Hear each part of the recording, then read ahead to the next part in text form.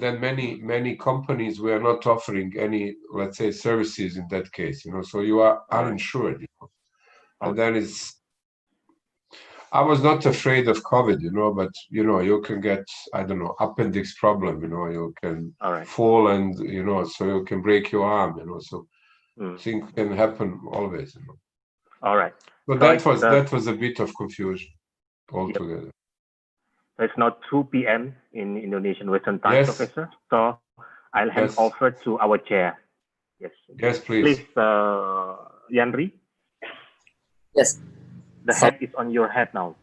yes. Okay. It's 14 hours. All right. Good morning, Professor. It's me, Andri.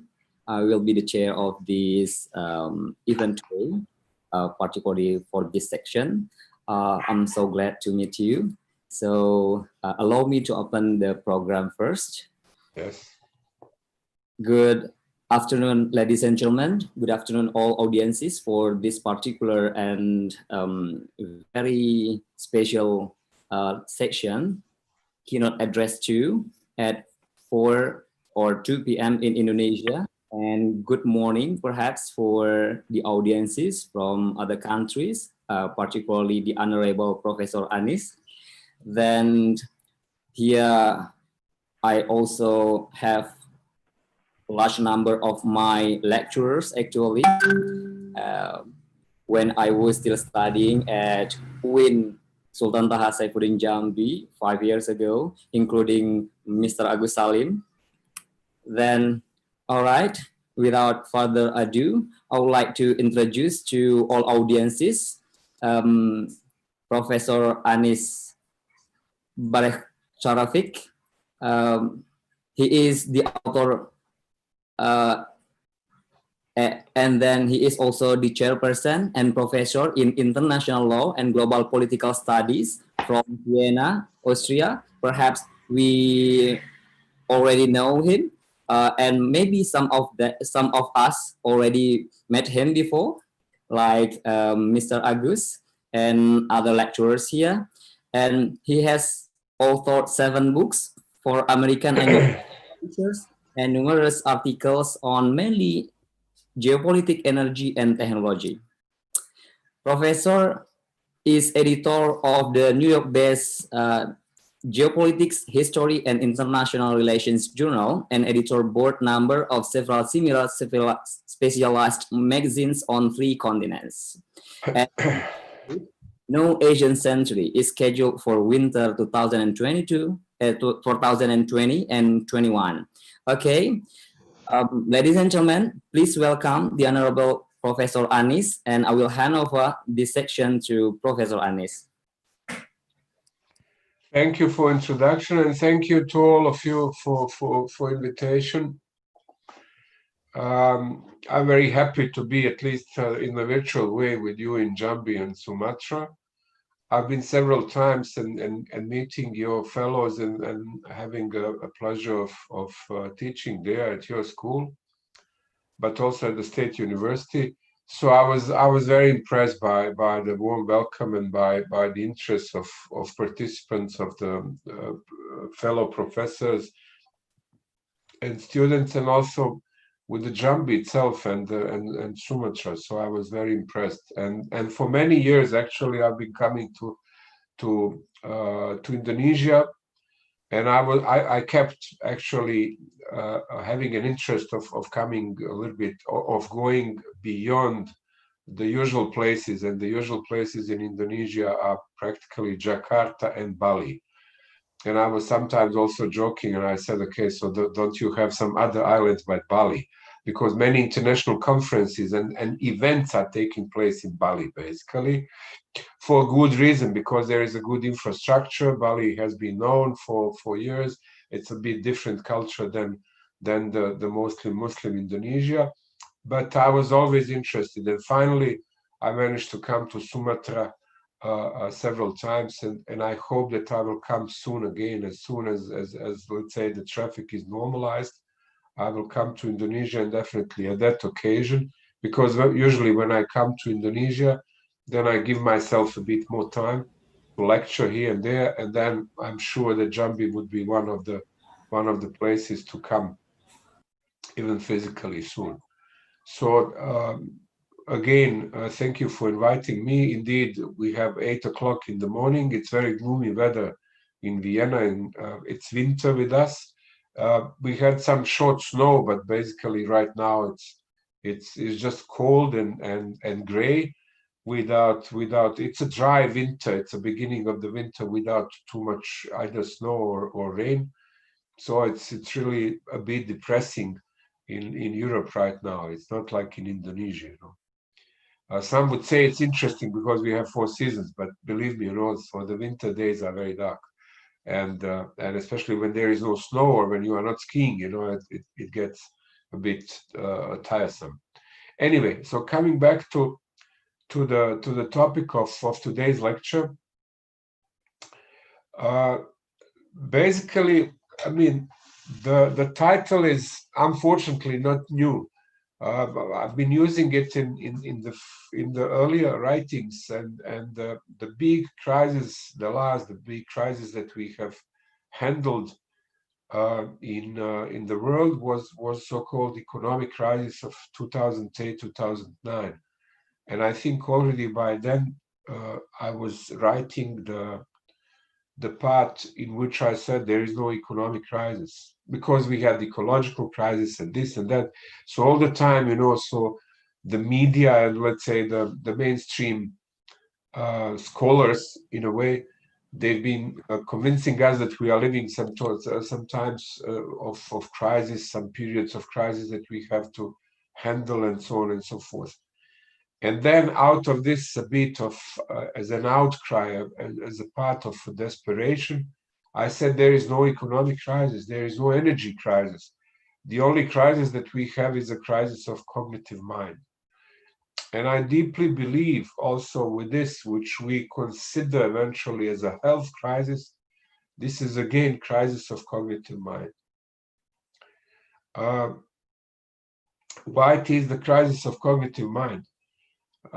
We in the Western world especially, but I must say also in parts of Asia as well, we are increasingly delegating one of the fundamental things, which is health.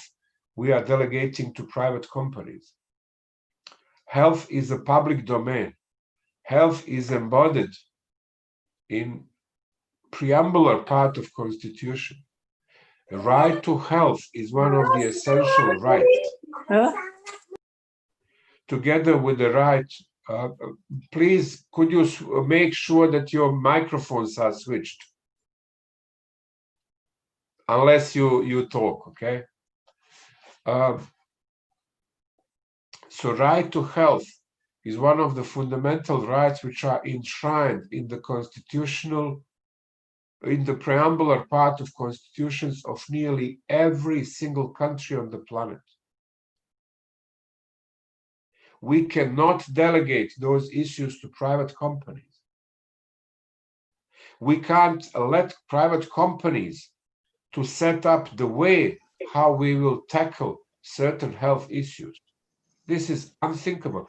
This goes into one direction, and this direction is the Europe of 30s. A full stop. There is no doubt. There is no single actually thought on that. And also on a critical, vital issues, we can't handle things through PPPs, in which private-public partnerships, in which the taxpayers' monies, the public money is given to the private sector, so public sector or taxpayers are taking all risks and cover all losses, but the private sector takes only the benefits out of it. This is unthinkable. And it's not because someone is pro-business or against business. The way how things are running, you know, so for the first time on this, since recordings, you know, we have decoupling of the well-being of the people, and the stock markets are going up. This is impossible. that fewer and fewer companies are having enormous profits going up while the rest of the planet goes down. We have a decoupling. If you check the London Stock Exchange and the New York Stock Exchange, you will see this is unthinkable. And this goes into wrong and worrisome direction. And that gives very bad picture to the developing world to which Indonesia belongs. And the rest of, let's say, ASEAN, more or less. So in that sense, it's a cognitive crisis. It's the crisis in which we are not responsibly handling things, and we don't see the long-term perspectives. So focusing on let's say the non-preventive health, focusing on the new drugs, and not actually checking and revisiting the old drugs that are existing on the market, which are cheaper, which are available, which are tested, to which we know all side effects.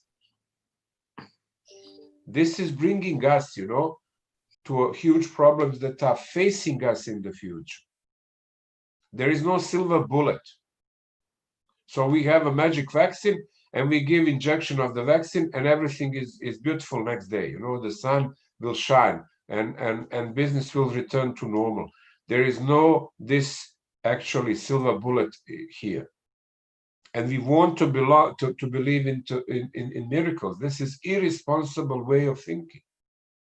We have incompetent people, with completely other agenda who are setting up, the general directions. And when I'm telling us, and we, I'm primarily referring to the West. I'm primarily referring to, let's say, to Europe or to the both sides of Atlantic, to United States, Canada, and to EU, primarily.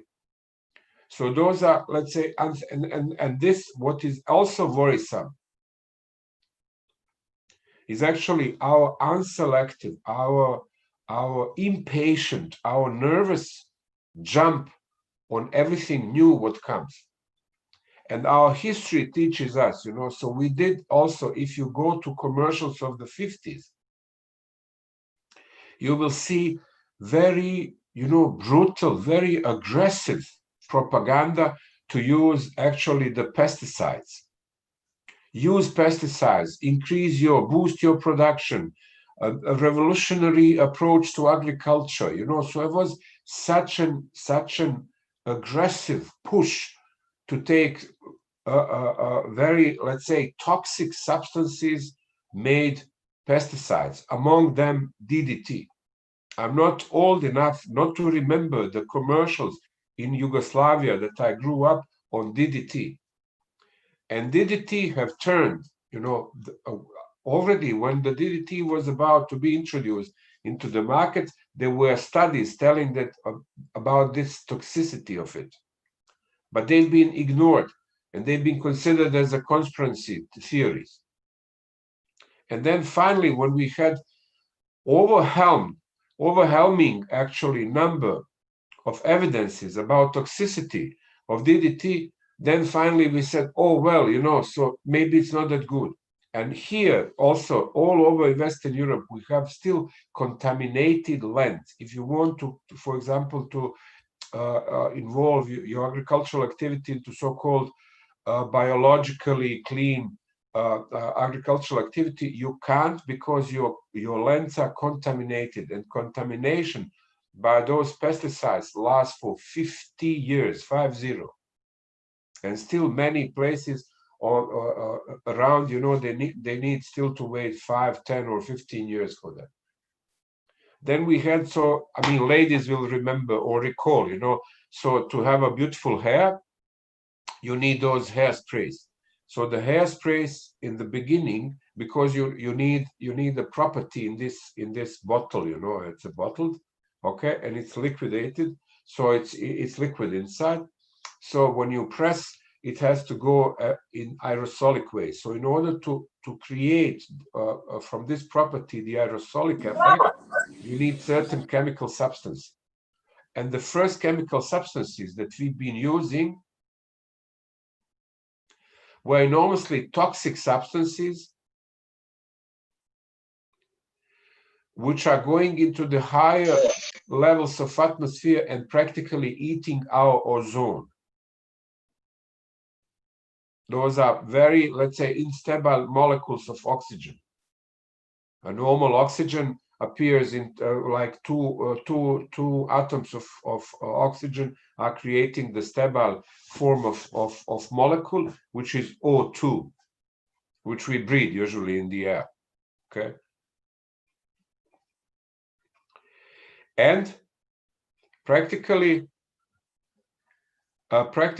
this is the O3 option is so-called ozone, and it usually resides on the higher levels of in the higher altitudes of atmosphere. Just to cut it short, so it creates the net and protects us from the very lethal radiation. So the aerosolic substances that we've been using in the first generation of hairsprays was incredibly toxic. The same appeared with the tobacco, with the cigarettes.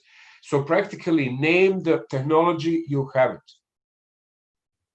With the first, second, and the third generation of mobile phones, and so on and so forth.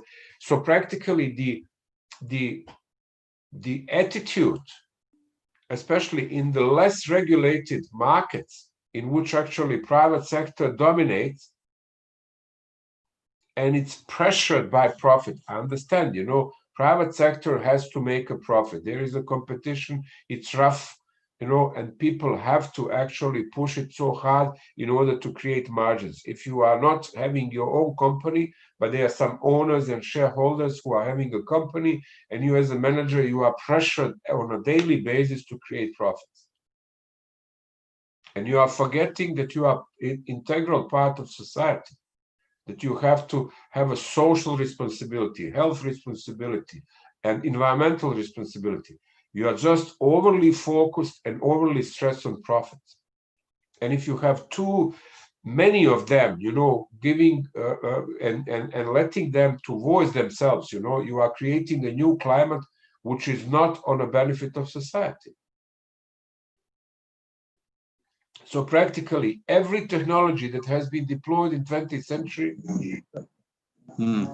nearly every technology has been having a side effects which were not examined enough. Technologies were too fast introduced. And what is very worrying, and so for us who are studying this, and who are writing books about that, that's not a miracle, and that's not surprise. That basically we are again talking about the silver bullet which will solve, buy my product and you will be the most handsome and the most beautiful, and the sun will shine and you will be rich and successful. Just buy my product, buy my book, buy my bicycle, buy my phone, buy my vaccine. So practically this is, again, it's not a health crisis that we are living in, so-called C19 crisis, It's practically, again, a cognitive crisis in which we have to mobilize our social forces, and we have to discuss and see what conduct and what direction we want to take. And do we want to take about the illness, or we want to talk about health? Shall we invest into general health prevention, into better ways of living, into better nutrition, and so on and so forth? And shall we revisit the old wisdoms and all knowledges? I'm sure also in Indonesia, if you go to remote places and the villages, I'm sure that in some villages you would have more knowledge about the health, and especially about the general prevention, than maybe the leading world magazines are telling you now, because they are overly relying on pharmacology. Take pills, take those antibiotics, take whatever solutions, and you will be healthy. So the approach, and again, this is a cognitive mind, the approach should not be actually to jump and heal things. but to help organism to boost its own immunity and to boost actually its own standing and preparedness to cope with different things. Because the body is like an orchestra, you know, imagine a big Anklung or even larger orchestra, the symphonic orchestra. This is a body, and that's a symphony. So you can't intervene, you know, and take a violin and start playing out of blue. You have a kidney problem and then you jump on kidney. You have lung problem and you jump. So you have to help the conductor of this orchestra to fix things inside. That every instrument plays, you know, and as you are growing elder, you know, this play will have some broom inside, and some of the players will play a little bit slower, but it will be still playing in a harmony. And this is not the big wisdom, you know, so what I'm telling, and after all, I'm a lawyer, you know, I'm not a medical specialist, but the cognitive mind would come very easily to this conclusion. But of course, then we say, okay, private sector is one of the stakeholders.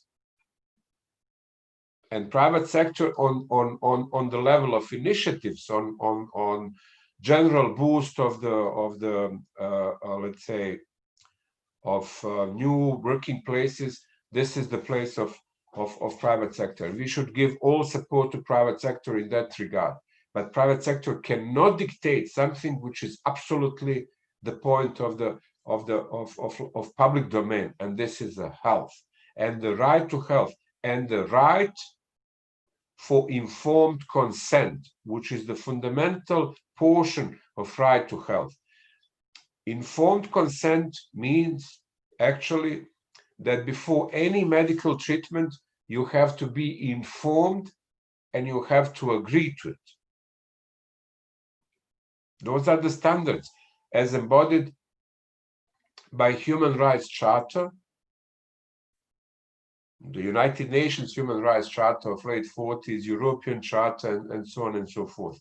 And that's already recorded in Nuremberg trials, because in Nazi Germany, people were forcefully taken for different sort of medical experiments without any explanation and without consent.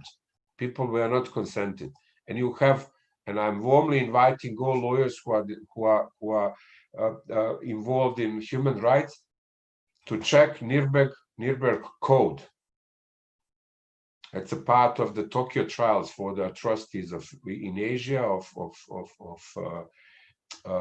Japan, and in Europe for the atrocities committed in Middle East, in Europe, and elsewhere around in Nuremberg. And this is actually the fundamental block on which we are building the Human Rights Charter and the entire humanization. There was nothing so human that has been brought on this planet as the United Nations Human Charter. We finally stopped being Homo homini lupus est, to be a bunch of wolves who are eating each other. We finally humanized ourselves through this document. And this is no alternative to let's say, to disregard for any reason the fundamental, let's say, standing of the Human Rights Charter. So this is one segment of what I wanted to say, to talk today. The second segment that I wanted also to tackle today is actually the rift that is coming between United States and China. Since many consider China, and also the evidence is especially economic output, consider China as being the superpower. So even before this so-called COVID crisis, we already had rifts. We had contested elections in the United States, and which are still not coming to the final epilogue, but most likely Joe Biden will take presidency in January. It's not conclusive still, but It will be a new president in house by January. But this rift that goes between China and United States will not cease to exist. And I was recently writing an article to Jakarta Post. Actually, there were two articles. One was getting out in October, and then the next one was a bit of the clarification to the previous one of October, which was coming, I think, some days ago.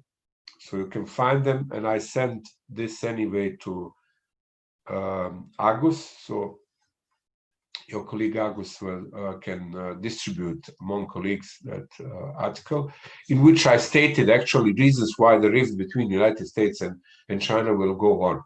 So it will be a weak presidency. So if we have Joe Biden, which was a candidate of Democrats, so it will be a weak presidency, and then I listed the reasons, so you will find them. So what is going to happen is actually that this decoupling between the United States and China, each side for its own reason, was already contemplated before this crisis. This crisis only amplified this. So now with the COVID crisis, with really severity of the crisis in economic and in many other terms, and the blame game, between the United States, because United States, the current administration, including the President Trump, they are calling all the time this China virus. Chinese has infected us, and when you have such a high level officials, including a president of the most powerful nation, repeatedly blaming other country, for something which brought calamity for all over the planet, this is very serious. You can't just, reject and dismiss this claim, that has its own gravity. That brings, a certain level of commitment with itself, and also it burdens very much international relations. On the other side, Chinese say, okay, it's a United States Army brought pathogen. Indeed, the outbreak was taking place in China, but this pathogen is not originating in China. It has been brought during the military games. There were games in China, the global games, and then the U.S. military was also present at those military games.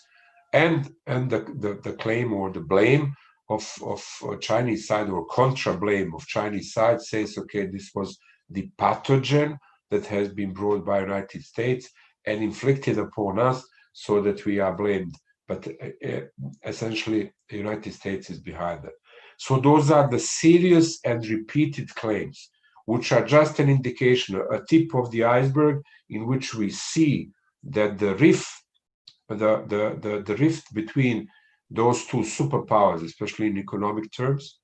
In military terms, China is still behind the United States, but in economic terms, those are big two giants. So that this rift, this decoupling is inevitable, and that it gets on its speed and severity. And whoever sits in Beijing and in Washington in January or beyond this year, we have still, 2 weeks to go in 2020.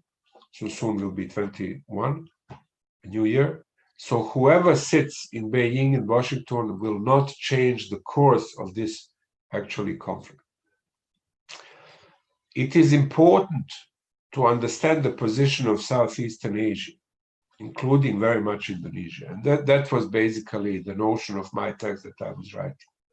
Indonesia was actually the pivot to the critical and most needed South-South dialogue.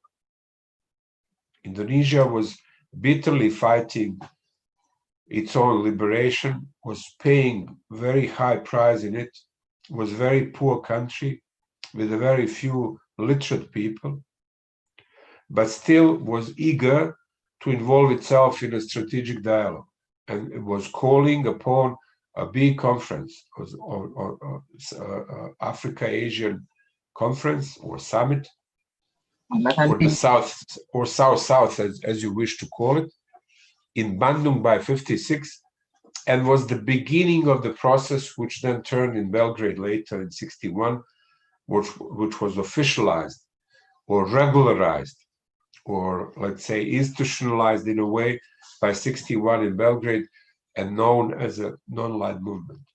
My recommendation was actually to revisit those chapters of the non-aligned movement, because now comes the time again to consider actually the third way, because we don't have any longer third way. Since the collapse of Soviet Union, the third way has been losing on its position and on its importance. And the third way was telling, okay, we don't follow the campus of Soviet Union and its own lager countries. We don't follow the West led by United States. We will find our own way. And this was the hope. This was the shelter. This was the inspiration for so many countries. And Indonesia was a pivot.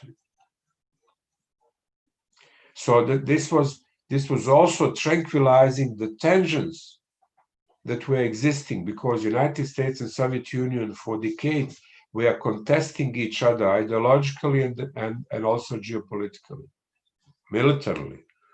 They were contesting each other all over the planet. And those irresponsible fights between two of them, or those two blocs, were tranquilized, were eased by the non-aligned movement. So non-aligned movement has a huge actually contribution and legacy, a positive legacy in past. And unfortunately, now comes the time in which both campuses, the China as a new superpower, and also United States, will come and ask states to binarize. What does it mean? So it's and therefore I'm writing binarization or rebinarization of world affairs. That means you are either with us or against us. So this will be a political, economic, and even military pressure. First soft and then harder and harder, as they are getting harder and harder. And we in Europe, we have history books, full of it. You can't have a situation, ask Benelux countries, the Netherlands, Belgium and Luxembourg, you can't have a fight between France and Germany, and the Benelux countries are nicely telling, oh, we are neutral, we don't take sides. No, every time Germans wanted to attack France or France wanted to attack Germany, Belgium suffered. Belgium was the first country to be occupied, to be attacked. In the First World War, actually the first military activity, although the Duke of Austria has been assassinated by the Serbs in the Balkans and so on and so forth, so it was one corner, but the first military activity was actually the German penetration of the Ardennes. Those are the mountain chains in Belgium. And they wanted to attack France, but on the other way. So that means the smaller ones will suffer. There is no way, actually. They are exceptional situations, like Switzerland during the Second World War and also in the First World War. But there was an agreement that everybody needs one neutral country in order to make some sort of the business transactions and also the trade. But it's just one country. It's Switzerland. And eventually it could be Singapore or Hong Kong in Asia, but not the others. So it's impossible to imagine a situation in which actually the escalation between the big ones is going to become harsh, and that the small ones are having an elegant excuse and telling, okay, I love you both. No, they will drag everyone into the conflict. And the conflict already starts. This is a soft conflict, but it will get uglier and uglier. Which means also Indonesia, due to its own position, due to actually, you in Sumatra, you know it perfectly, so Strait of Malacca, half of everything produced on this planet, to be precise, 52% of everything produced on this planet passes the Strait of Malacca. So this is actually a strait between Malaysia and Indonesia. This is the vitally important part. It's now, today, it's more important than Suez or Gibraltar or even Panama Channel. And of course, that it would be a pressure to take sides. So unless there is an active formulation of policy and the bloc of countries, it will be very hard to resist actually this binarization and this approach that will come and telling, okay, so you are with us or you are against us. You can't say maybe, you know. There is an old song, you know, I bring a gun and I bring the wedding ring, you know, so one of this I will throw away. Either you will accept to marry me or I'm gonna shoot you, you know, so that's the old country song.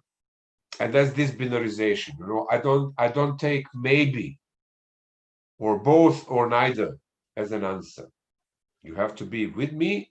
If you're not with me, so if you don't take my wedding ring, you know, I'm gonna shoot you. You are my enemy. I see you through the pointer on a gun.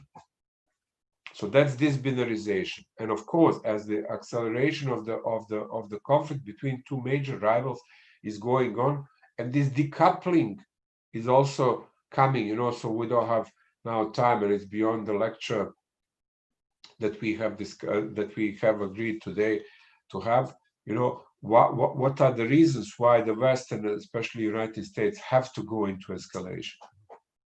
It has to. So this deglobalization is practically de-Chinization, because the biggest producer of American goods is not United States. The biggest producer of American goods is not United States, but China. iPhone has been conceived only in the United States, but is actually manufactured in China, and so on and so forth. The Boeing and this and that. Okay. So practically, and reversing the trend and coming to reglobalization of the West will depend on the successful de-Chinization. And this is actually leaving China without choice. So China has to reply with similarly aggressive and exclusive policy. And that puts Southeastern Asia, including Indonesia, because it's a huge archipelago country, but it goes from Vietnam down to Indonesia. So all Southeastern Asia, especially the continental Indochina, not only the archipelago Indochina or Southeastern Asia, because the continental one are really squeezed, are next to. So practically, the honeymoon is over in a way in which actually practically since the collapse of Soviet Union, Southeastern Asia was getting into becoming a prosperous place. We should not forget the Vietnam War, you know. We should not forget that actually the huge bombing campaigns of Laos. Laos has suffered more bombs than actually the entire Second World War. They still have non-exploded mines and bombs, you know, all over the country. People are still dying in Laos. Laos, as we know, you know, is a landlocked country, it's a poor country, for a reason, because it was devastated through the war. And then we had whole series of calamities in Cambodia, and so on and so forth. So practically, so that was default lines. Then we had also Indonesia in the 60s and so on and so forth, you know, in the late 90s. So from the default lines of Southeastern Asia, which were touching, you know, two worlds and two superpowers and contesting each other and having frictions, you know, if they are contesting the lines in which they are contesting each other, they are in a friction, you know, there is a lot of fire on those friction lines. So they've been contesting each other. So from that moment, you know, Southeastern Asia was entering into the period of stability and tranquility. and they started enjoying the best of both worlds. And I've been coming to Southeastern Asia for many years, and I saw actually something I don't see anywhere else in the world, apart from Africa, which I don't travel much. There was a tremendous, growth. Indonesia is beyond any recognition, from Indonesia, let's say, even 10 or 15 years ago. It was a massive, economic success, and all over Southeastern Asia. So why? Because practically, in the military terms, there was the explicit or implicit security guarantee from United States. And then enormous economic output was coming from China. Chinese were producing in more or less reliable terms, and they've been producing in very, very cheap. On expenses of labor standard, on expenses of general wages of their workers, and also on expenses of environment. So there were no environmental considerations in China. So in return, they've been supplying markets with a cheap product. I still vividly remember the street vendors in Bangkok, in Vientiane, in Hanoi, here and there, So you go, and they are selling on the street, It's like a gray economy. And Indonesia also has it, So in many countries, all over the place, you have that gray sector, people on the street, You buy in one corner of the city for one, and then you go to the other corner of the city and you sell for two. And then you have enough to eat and to maintain yourself. So this is a gray economy sector. So practically, most of those street vendors, they are selling Chinese products. So they are getting them from very cheap. And it's, so the street is usually cheap. It's not always the best quality product, but on street you buy things cheap, cheaper than in the real shopping malls. That's a general idea. So you go to street to buy that. So practically, it has been cheaply produced. Then it was imported. And then the street vendors are also having their margin, and this is still cheap. You understand? So that was actually this massive Chinese output that was supplying all over the place. They've been producing, I don't know, this iPhone for 1/10 of the price. The 9/10 of the price were actually, including the shipping, to the United States.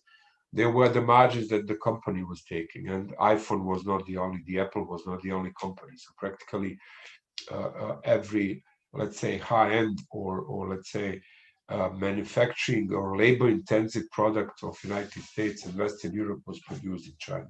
So this honeymoon is getting to be over, in which actually the big supply of the cheap and more or less reliable or everyday better and better products is over, and on the other side, explicit or implicit security guarantee from the United States.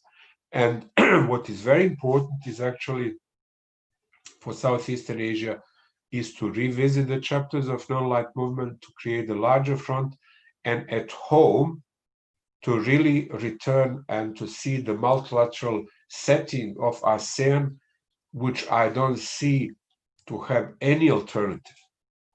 So the only possibility for the Southeastern Asia, if they are really considering their future, let's say in a serious way, is ASEAN. ASEAN has no alternative. Of course, like any multilateral setting, like any big family, nothing is ideal. There are a lot of frictions. You are not happy with everything in a big family. If you want to be just happy and right every time, buy, as the saying goes, buy yourself a dog, live alone. If you live with other people, you have to compromise sometimes, and even if you are right, you have to say, okay, you are right, and you deeply know you are right. So this is a life in a big family, and that's ASEAN, for example, or there are larger families as well. So it's not ideal, but still, big family gives you standing, gives you boost, gives you so much protection and pampers you, protects you for bad times. And that's also with the multilateralism. So especially since Asia, something that I'm calling for many years, if not decades, it's like 15 years. For 15 years, I'm advocating that Asia will not have its own century unless creates the pan-continental setting. There is no pan-Asian institution, especially for security matters. We in Europe, we have it, and it's not EU. We have fundamental or more important organizations, among which Council of Europe, which is really pan-European, and also OSCE, which also includes even Canada and the United States. It's a security mechanism.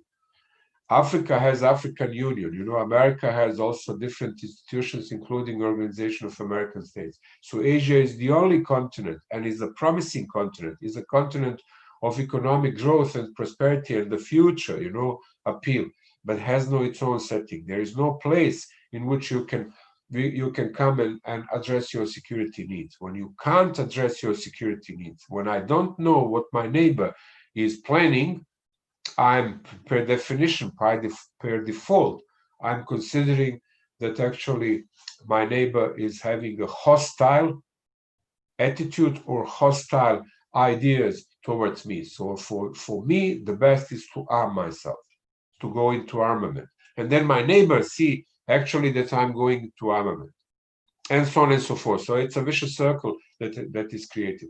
And on the top of all of it, there is no single country in Asia that has no territorial disputes. China has dozens of territorial disputes. Every country, Vietnam was fighting war with China. There is technically a truce between the countries. Thailand and Cambodia, they have disputes, and it includes also the let's say the holy shrines, the temples, which is very sensitive because it goes also into the attitudes of religious leaders, and then not to mention, the troubles of the South China Sea, of East China Sea, and so on and so forth. The disputes between territorial disputes in Central Asia, disputes over the usage of water in Central Asia, the Aral Sea Lake, and so on and so forth. And then not to mention Western Asia, or the Arabian Peninsula in the Middle East, which also belongs. It's the western portion of Asia, because Asia comes practically geographically. The determination of Asia comes practically to Mediterranean, to Europe. So in the absence of the mechanism to address the security needs, and in the situation in which there are so many territorial disputes, and with the economic boom, that brings so many ingredients actually for and potential for the conflict. On the top of now the let's say the confrontation that becomes inevitable between the United States and China. So in that position, actually in that crisis, there is also huge possibility for Indonesia, and also for you as a young aspirant, because especially students, to see the new possibilities, and actually to create and to formulate very let's say active approach, not only practically in all Southeastern Asian countries, from Vietnam, from the top to the bottom, and also from Burma to the Philippines, So for all ASEAN countries, to revisit and to reinvigorate, to rejuvenate actually the main let's say ideas behind the ASEAN, but also of the non-light movement. Okay, so I think now I stop, because we have some, let's say, I think some 20-25 minutes left for some comments, some questions, or whatever. Okay, thank you so much. Thank you very much, Professor Anis, for such amazing and very essential speech for us. Actually, we received now 2 essential topics from you. Yeah, as we know, previously we had the first topic, which is about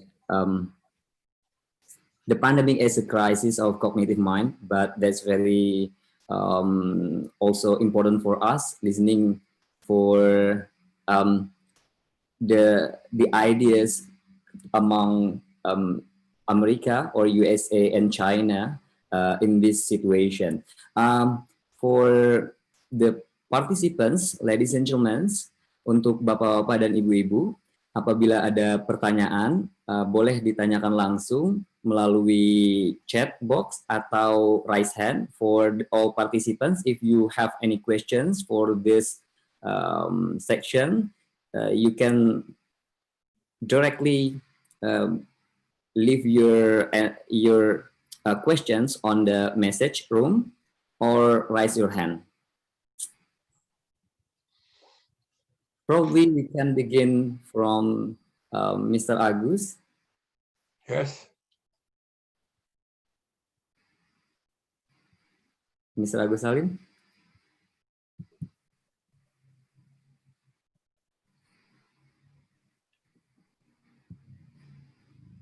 If not, all right, okay. Don't be shy, guys. I will begin. Maybe I will begin this section by actually the last section of your speech, Professor. You said that there is a possibility for us in Southeast Asian countries, especially Indonesia, in this pandemic era. So, as the expert studying this phenomenon in various countries, including Southeast Asia, especially in Indonesia, we understand that you write a lot about Indonesia. What can you suggest to Indonesian government in response to the issue between two countries, China and America, and also among countries that are involved in that problem, in that issue, especially for Indonesia, specifically? Look, I mean, sometimes in history books you can see, okay, this and that, you know, conflict was triggering the larger conflict and other things. You know, one is clear. Small countries are not making or starting big wars. This will never happen, and this was never happening in history. You know? The small countries are even unable to start their own civil war. You know, unless there is a will or there is intrusion of the larger countries. And the same goes with the prosperity. The only difference that has been created in the modern history was actually the example of non-aligned movement, which was the hope and the way for so many countries to liberate. And it was in a way also acceptable for the Western countries, because Western countries and the old colonial powers, France, Britain, United States as a new colonial power, also Soviet Union, you can also understand as a new colonial power during the Soviet times. They've been even accepting you to go your way because they knew actually there is the third way, there is a non-aligned movement. Because imagine, you know, so the Britons were fighting in South Rhodesia, which is now Zambia and Zimbabwe. They've been bitterly fighting because they said, okay, the day we leave, they will join Soviet Union. So we are becoming weaker and our enemy is becoming stronger. But with the existence of the third block, of the third way, this was in a way acceptable. And they calculated, okay, so we pull out the troops, but they will still not join our enemy, which is the Soviet Union. They would go the third way. It's not our preferred option, but still it's not joining our enemy. So this was the only historical example in which actually the small were giving the say and were actually hitting far above their specific faith. You know, it's such a comfortable position in which actually you go to New York, and for any position of, for example, Indonesia, you have over 100 hands. All those non-aligned countries, or as they are known in the United Nations, the Group 77, G77. So it gives you a power in which actually in the high days of non-aligned movement, neither of the blocks was having so many votes. So they created from the small, fragile, newly established countries such an important bloc, because, you know, the Soviets were able to galvanize the support of around 30 countries, 25, 30 countries, 35 maximum. And on the other side, Americans were able, you know, all together to hook up, you know, maybe some 40 countries. 45, you know, if they press, if they pay, if they do this or that, you know. That was the position. And on the other side, you had a non-light, you know, starting with 77 and turning over 100, 110. And that was the block. So this is the knowledge that has been forgotten, and we have to go back. Look what is happening now with so-called COVID crisis. We have the outbreak of something which is still not finitely proved. You know, what is this pathogen? Did we isolate this pathogen? And those, you know, if we are serious on cooperation on this planet, you know, the day when you are mapping the pathogen, when you have the structure of the pathogen, you should be publicizing this publicly and saying, okay, this is that, you know. So instead of it, we have the absence, a striking absence of involvement of our global institutions. You know, United Nations with their specialized agencies are talking about everything but about the things that they should talk about: the general prevention and what is the pathogen. And then the second move, if we say, okay, we go for the new medicine, we are not considering general health prevention, we are not considering health, we are not focused on healthy nation, we are focused on illness. And this is what Big Pharma wants. Big Pharma loves when you are ill. Like when you are going to Automechanica. If you want to make a bad day for your Automechanica, ask him, you know, to recommend you to buy a new car. Automechanicas love old cars, because when you have a new car, there is nothing for Automechanica. If just check, you know, go to your Automechanica and tell him, I'm buying new car. They would have a bad day. So that means, you know, illness is a business. You know, the health is only good for state and society, but for private business, you know, especially for Big Pharma, which decoupled itself from morality, from the ethics. And if we have no palliatives as society, as a state, to say, hey, wait a moment, we are those who are setting up the agenda, and we are interested in health of the population, not illness of population. Because, you know, there is so-called discretion criteria, you know, established in United States. So the fundamental research has been done by public money. It's a myth that touch screen technology, that the Google algorithm has been done by the private sector. This is not true. The algorithms, you know, that are empowering the Google search engines were public money that was pouring for decades and decades.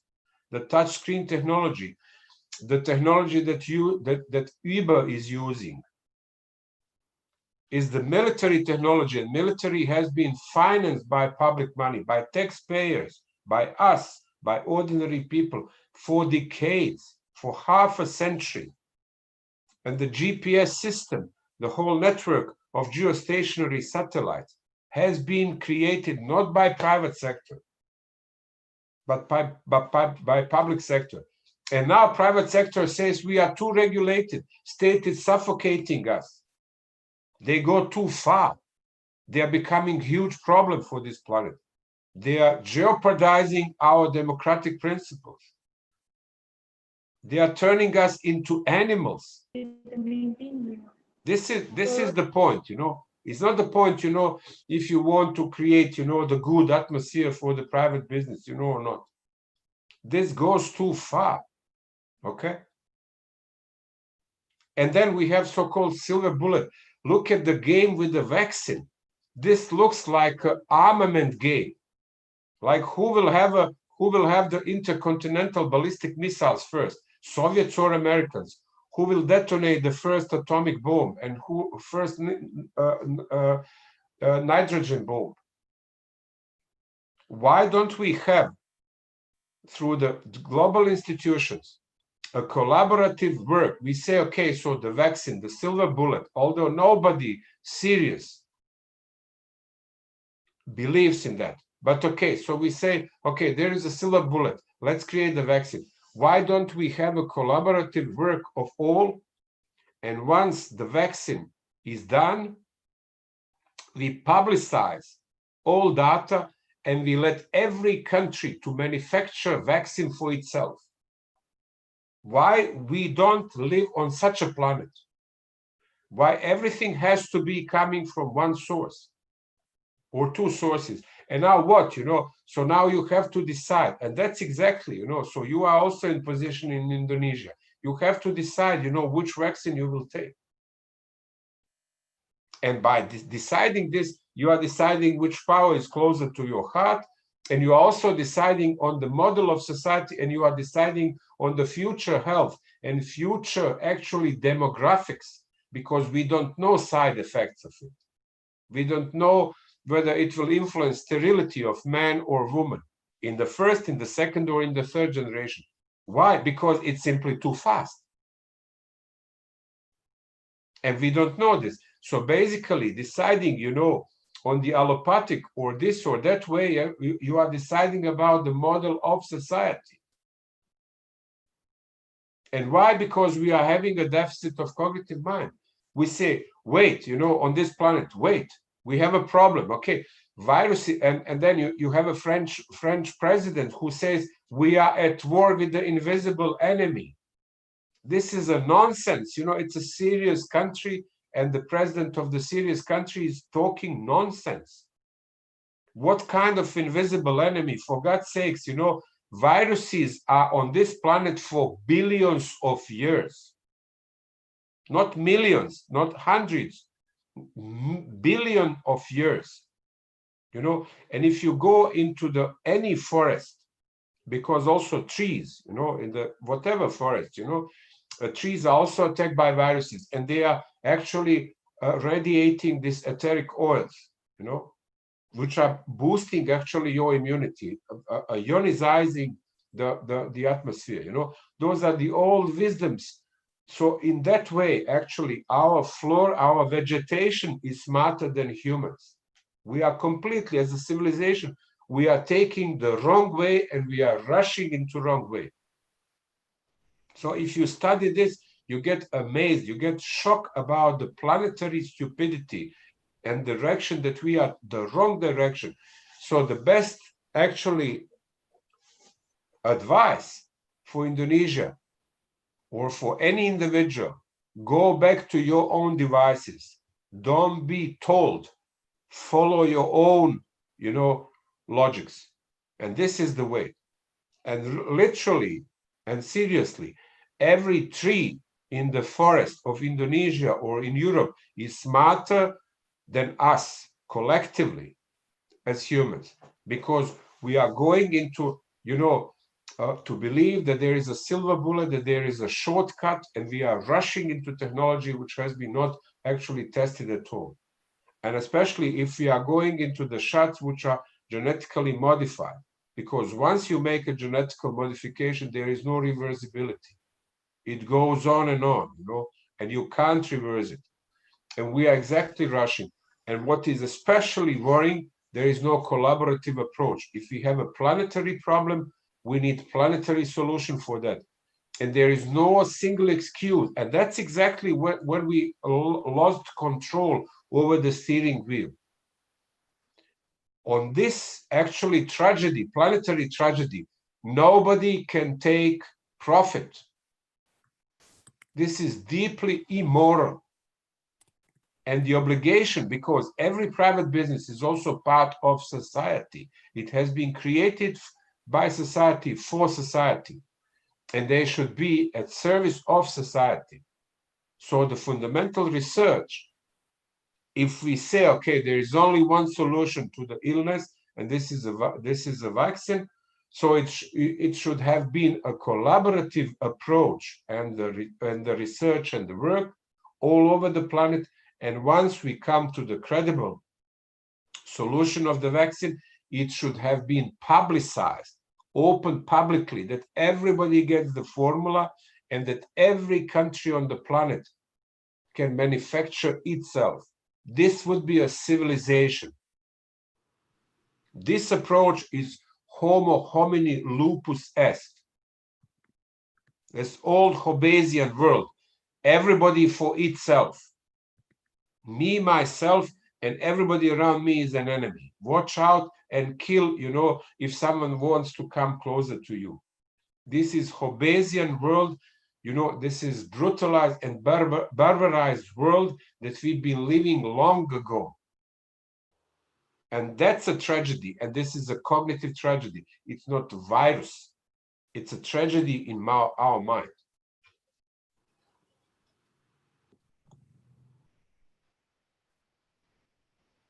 All right. Thank you very much, Professor. That's great. Indonesian government actually is, now we receive the vaccines already, and Indonesian government is going to deliver the vaccines to the recipients. So, there are contradictions here. Thank you very much, Professor. I have another question. Actually, the professor can see from this chat, Mr. Agus Salim, and then from Mr. Chandra Yuda. Actually, Mr. Chandra Yuda has raised his hand before, but unfortunately, I couldn't see the raised hand. But we can read the message here. So for Professor Anis, Professor Anis made some important points, particularly on the positions of Asian in the current Sino-American relations. For Professor Anis, is there any role for the Asian, the AC in the Sino-American relations? Of course, there is. Of course. That's what we've been talking. So I think, in a way, ASEAN is a twin sister, twin brother, as you wish, between with the EU. So this is the most, let's say, elaborative and most promising multilateral setting that exists in Asia. And I believe that actually ASEAN should have been enhanced with a variety of civilizations, of languages, of religions, So it has a far more. I mean, if we put to all those elements, EU is more or less exclusive Christian club, So we have primarily or predominantly Catholic or Protestant countries, with a few exceptions of the Orthodox countries. We don't have a Muslim country or Hindu country or Confucian country in the EU. And you in ASEAN, you have all of it. You have a variety of languages, variety of even scripts, in which languages are written. Of course, Indonesia is writing Latinic letters as well as Malaysia. But when it comes to Burma, to Vietnam, to Laos, to Thailand, so the letters are completely different.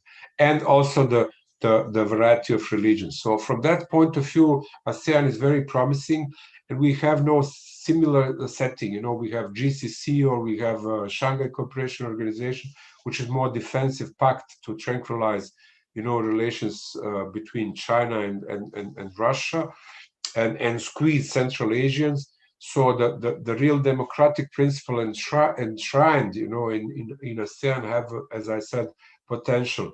And in every crisis, there is a beautiful Chinese character which symbolizes crisis, and that's a hardship. So the crisis itself has no negative connotation. Crisis is a hardship and the opportunity at the same time. Depends how do we see it. It's a glass which is half empty, half full. And you can say, oh my gosh, this is half, only half liquidity is inside. Or you can say, oh, there is an opportunity. I can put another half of whatever I want, So it's again cognitive way how we see it.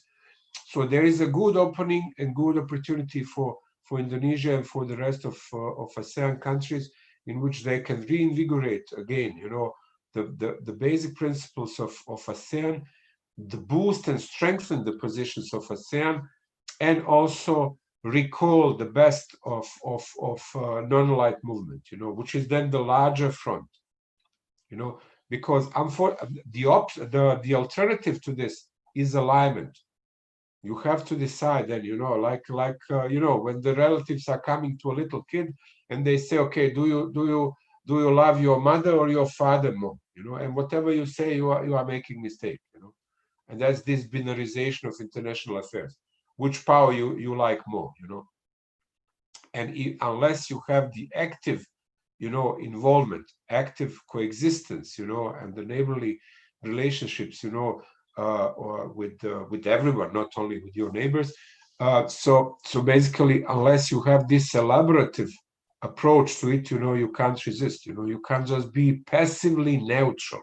You have to have an active coexistence, and that is offered by ASEAN and especially by non-aligned movement because there is a long history of the movement.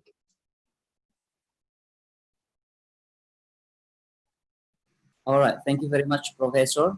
So yeah, we can now understand that this pandemic situation is actually much more about cognitive mind crisis, as elaborated by Professor previously.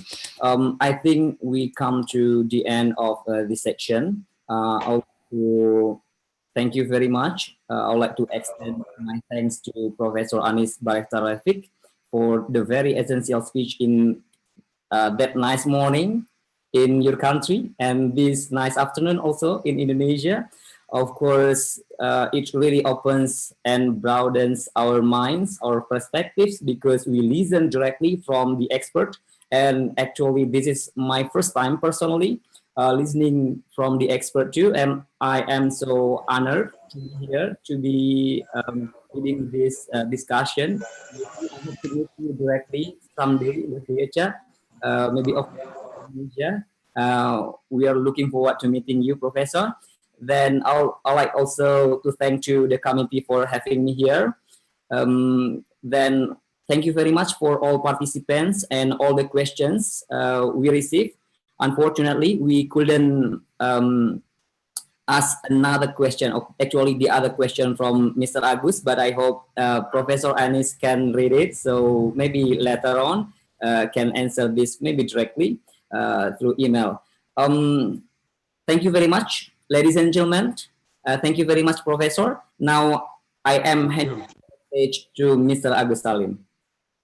Thank you. Thank you, Mr. Danu. And thank you very much, Professor Anis. It's a great privilege to have you with us here today. I hope we can see you again in Jambi in a near future.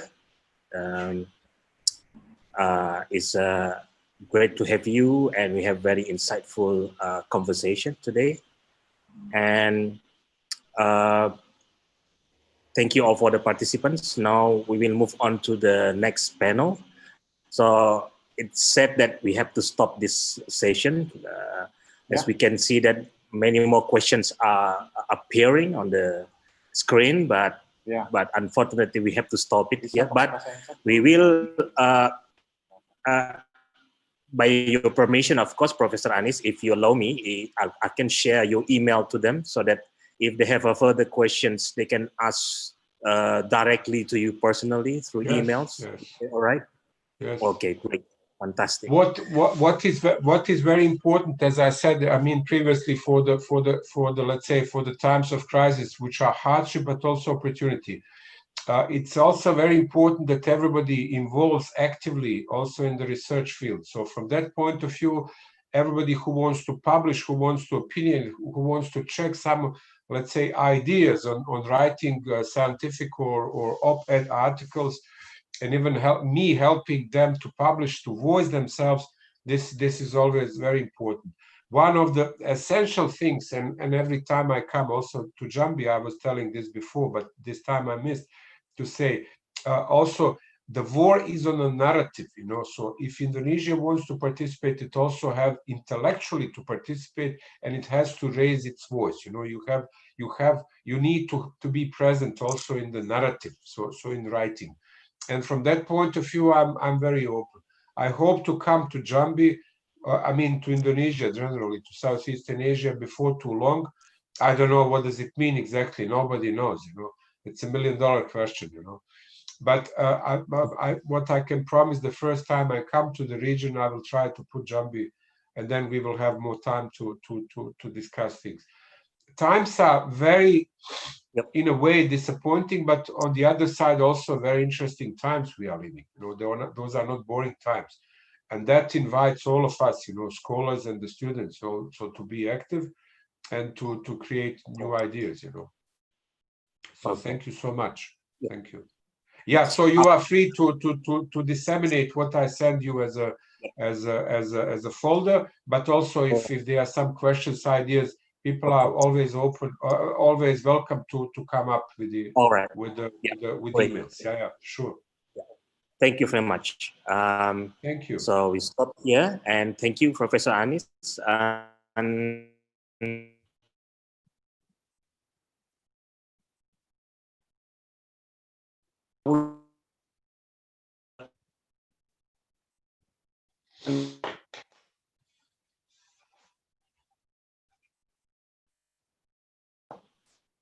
it's actually start now. It's 3:15, and it will end at 5:15. As you can see on screen,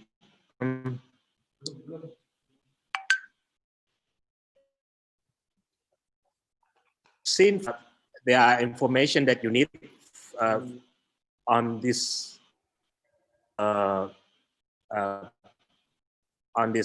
screen. There is a name of panel and the time and the date, as well as the link to the Zoom or ID and passcode for the Zoom. So make sure that everybody pay attention to these flyers. And then we have panel 4 as well. So there will be 2 panels at the same time. So choose wisely which panel do you want to join. And after that, then tomorrow morning at 9 a.m. in Indonesian Western Time, we will have another keynote address by Dr. Seth Soderberg from Harvard University, USA. It will be 9 o'clock.